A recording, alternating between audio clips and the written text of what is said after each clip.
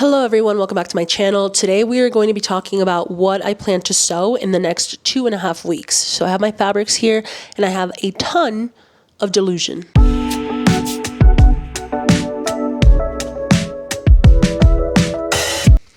If you are new here, I'm Vale. I make vlogs about sewing and about living abroad in Colombia. And this time I'm going to be walking through all of the things that I plan to sew before my sister and my cousin come to visit me here in Colombia in 2.5 weeks. I recently did a little bit of a sew-a-thon when I was getting ready to go to Mexico, and I was gone for about a month because I had a work trip and then I went to Mexico and I had a blast. However, I have been gone a very long time and I miss sewing. I want to get back into it. And I feel like there's nothing really like a sewing marathon to get me back into the groove of things and also to keep me off my phone. So let's do it. Okay, also, I'm doing this because I need to get through my stash. When I went to Mexico, I did a really good job of not buying any new fabric because I was like, Valeria, there's fabric at home. And so I'm going to do the same thing. I recently felt myself getting back into that sort of like itch of like, maybe I'll just go see what the store has and just like check out a few things and like go to the fabric store. And I was like, no. You have fabric, okay? So that's what we're going to do. We're going to go through the stash. And I'm going to tell you why this was particularly hard in a second. But the first reason it's hard is because when you're getting to the end of your stash, like if you've done this, you either hate the fabric because you're like, why did I even buy this in the first place? Or you love the fabric and it's too precious and it's hard to cut into. So I'm kind of in that space now where I'm like, the fabric that I have is either fabric that I love and I'm like, I'm scared to cut it. It means so much to me. Or it's fabric that I'm like, what was I going through like when I purchased this? So I'm going to like kind of walk you through this. I'm also sort of dividing this into two sort of groups. The will sew, like absolutely will get sewn in the next 2 weeks.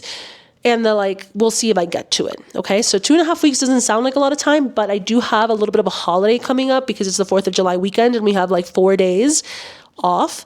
And so I'm thinking that I can get a lot done if I'm just sort of like, oh, I'm going to go into marathon mode, like cut everything ahead of time, like just jump into sew, etc. Right? So I think I can actually do a lot because of that little sort of mini vacation that I have in that week or those 2 weeks. So let's go into each of these fabric choices. We're going to start with a precious fabric, a fabric that I'm scared to cut into, and that is this particular cut of Liberty London fabric. Okay, if you know, you know. Liberty London is a very famous sewing store in England. They've been around like literally forever. And when my mom and my sister went last September without me, I begged them to bring me just like 1 meter of something at Liberty London, from Liberty London, because I was like, I just need to touch the cotton, like everybody says. Anyway, and my mom brought me 2 meters of this very beautiful fabric, and I love it so much. It's like a checkered, but it's got these beautiful flowers. I love it. It's like she hit it right on the head. This is exactly the kind of pattern and color and everything that I would have chosen for myself. It is beautiful, so light, so fresh, so just like luxe, you know? And I'm scared to cut into it. So what I'm going to do is I'm going to stop being a baby and I'm going to choose something that I know I'm going to wear a lot, okay? Because at first I was like, oh, it has to be like a gala gown. It has to be something that is really special. When in reality, it could be something that I wear every day. If you are a fan of Rosalía, you know, okay? Her concerts are an experience. And a lot of people will dress up to go to her concerts and they'll dress on this sort of theme of whatever her album is. She recently had an album come out that is, it's not Catholic in its message in any way, but it's definitely like there's a Catholicism inspiration in the look behind it. Like it's very like white lace, like the vocals, I would say in Latin, it's just like, it's very Catholicism, iconography inspired. It's a beautiful album. It's called Lux. Again, I recommend it. And so they're coming to this concert. We're going to go together. And I've been asking people, like, what are people wearing to this concert? She played in New York a couple of weeks ago, and my best friend went with a couple of their friends. So I'm like, what is the vibe? Like, what is it that people are wearing? They're wearing white lace. They're wearing white. They're wearing lace. They're wearing veils. That's the vibe, right? You can look it up online. That's kind of like what people are going with. I love that. And that's when I felt that sort of urge creeping in when I was like, maybe I'll just like buy a little fabric. Like I'll just get a little lace. Like just no one's going to get harmed in this process. I'm just going to get a little white lace and we're going to make something cute. And then I was like, no, okay. you have to power through. You have to find something to work in your stash. Okay, so then I've been pondering this, okay, in the last few weeks. What am I going to make? I know what's in my stash. I've just been thinking about it. Again, I was just in Mexico. When I was in Mexico, it hit me. I was like, Catholicism in Latin America is not white lace, right? It's not quiet. It is very loud. Like when you're in Mexico, you see it everywhere. You see this like iconography throughout the city with these bold colors. La Virgen de Guadalupe, for example, is not like a white iconography. She's not just in what she's like loud, right? Like things like they use sparkles everywhere, they use color everywhere, etc. And it just kind of put me in this space where I started thinking like, can Latinidad even be clean, minimalist, etc.? Or is Latinidad inherently maximalist, colorful, loud? And I know that, you know, Rosalía is not Latina, but I am. And so if I'm going to approach this through the lens of my own identity, then I am allowed to be louder with, like, I'm allowed to be more extravagant in my iconography, right? And the colors that I bring to this sort of like religious, visual, I don't know, inspiration that she has in the album. Like, and the album is not religious. It's just the inspiration of the looks behind it. So that being said, I was like, loud, maximalism, let's go. I found this fabric in my stash. I'm not really sure like why I bought so much of this, but I've had it in my stash forever.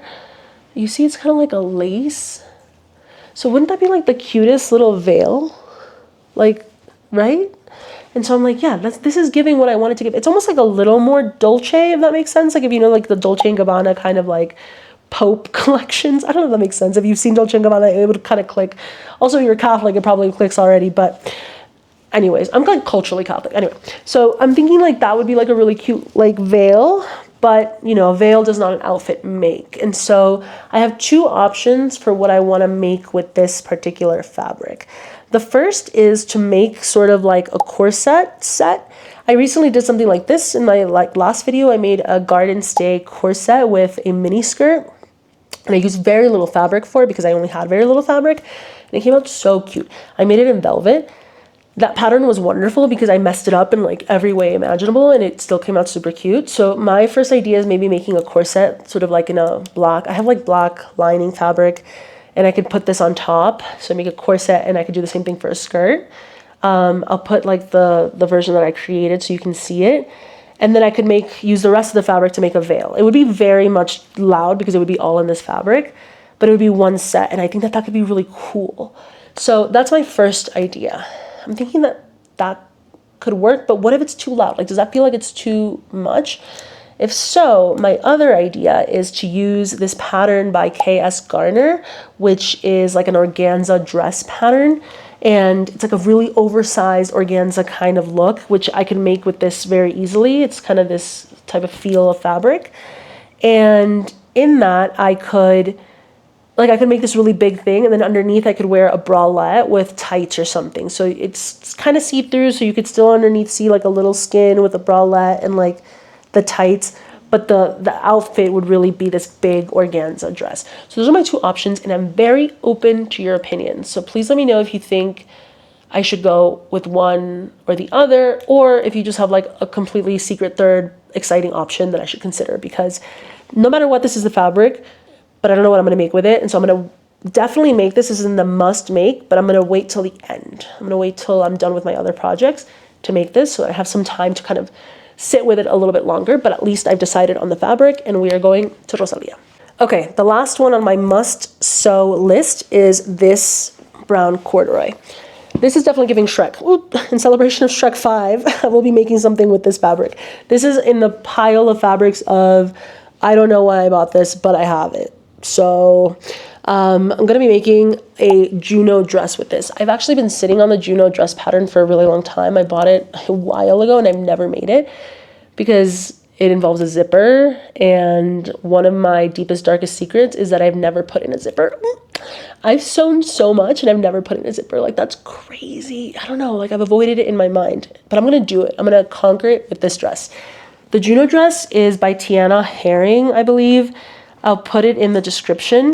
It's a super cute dress. You can make it in a short version or you can make it in a long version. So I'm going to make it in the long version.